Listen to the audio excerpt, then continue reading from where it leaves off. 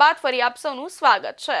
સુરતના નાના વરાછા ઢાળ પાસે ટ્રાવેલ્સની બસના જમેલાને લીધે સર્જાયેલા ટ્રાફિકને હટાવવા ગયેલા પોલીસ કમિશનરના પીએ એવા હેડ કોન્સ્ટેબલ ઉપર લક્ઝરી બસમાંથી ઉતરેલા 2 વ્યક્તિ અને કાર ચાલક તેમજ તેની સાથેના એક વ્યક્તિએ ઝપાઝપી કરી પંચ વડે હુમલો કરતા હેડ કોન્સ્ટેબલને નાકમાં ફ્રેક્ચર થયું હતું। બનાવ અંગે કાપોદ્રા પોલીસે ગુનો નોંધી તપાસ કરતા કતારગામનો કાર ચાલક ઘર બંધ કરી ફરાર થઈ ગયો હતો।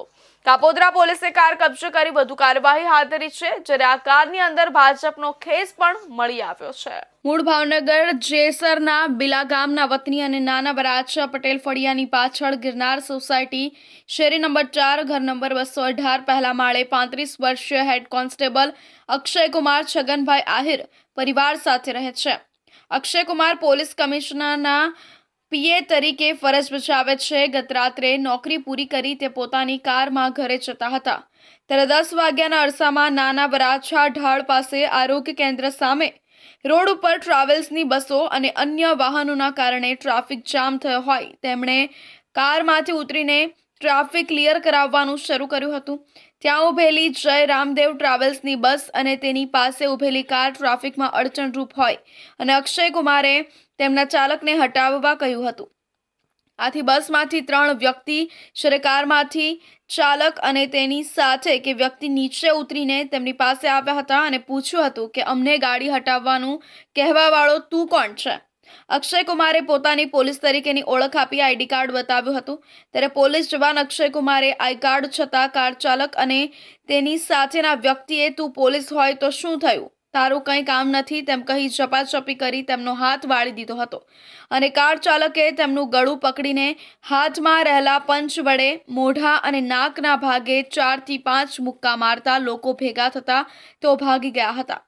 અક્ષય કુમારને મોઢા અને નાકમાંથી લોહી નીકળતા સારવાર માટે ખાનગી હોસ્પિટલમાં દાખલ કરતા તેમને નાકમાં ફ્રેક્ચર થયાનું જાણવા મળ્યું હતું।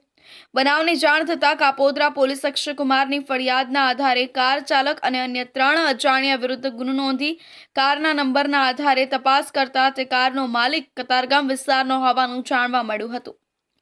પત્નીને ટ્રાવેલ્સમાં મૂકવા આવેલો કાર ચાલક હુમલા બાદ ઘરેથી ફરાર થતા કાપોદ્રા પોલીસે તેની કાર કब्जे કરી વધુ કાર્યવાही हाथ धरी है। कापोद्रा पुलिस स्टेशन के हद विस्तार में तारीख 4 फरवरी 2026 को रात के अराउंड 10 बजे नाना वराछा ढाल के पास आरोग्य केंद्र के सामने जाहिर में जो हेड कांस्टेबल है अक्षय कुमार छगनभाई आहिर, जो कि हेडक्वार्टर में अपना फ़र्ज बजाते हैं, ये रास्ते से जा रहे थे और वहाँ पे ट्रैफिक जाम लगा हुआ था। फ़र्ज को ध्यान में रखते हुए इन्होंने ट्रैफिक क्लियर कराने के लिए वहाँ पे ये उतरे और यहाँ पे जो ट्रैवल्स वाला है और एक गाड़ी वाले के साथ थोड़ी बहस हुई, क्योंकि ये अपना ड्यूटी पे थे और अपना फ़र्ज बजाने के लिए काम कर रहे थे।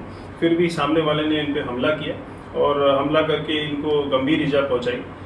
इस मामले में हमने सीरियसनेस को लेते हुए तुरंत ही इसमें फरियाद दाखिल की है और इसमें इनका जो भी सारवार कराया और वहाँ से एमएनसी जो है उसके बेसिस पर हमने इसमें आगे कार्रवाई की है और इसमें हमने बीएनएस की धारा 121(2), 118(2) और 35 और गुजरात पुलिस एक्ट 135 के तहत हमने इसमें फरियाद दाखिल की है। अभी हम आरोपी की शोधखोળ कर रहे हैं और जल्दी से जल्दी उसको पकड़ेंगे। કાપોદ્રા પોલીસ દ્વારા આ કારની તપાસ કરવામાં આવી હતી અને સીસીટીવી આધારે કાર સુધી પહોંચતા જાણ થઈ હતી કે જે કાર ચાલક છે તે એક પાનના ગલ્લા પર ઊભો રહ્યો હતો અને સિગરેટ ફૂંકી હતી। ત્યારબાદ પોલીસના હાથે પકડાઈ જશે તેમ માનીને તે કાર મૂકીને ત્યાંથી ફરાર થઈ ગયો હતો।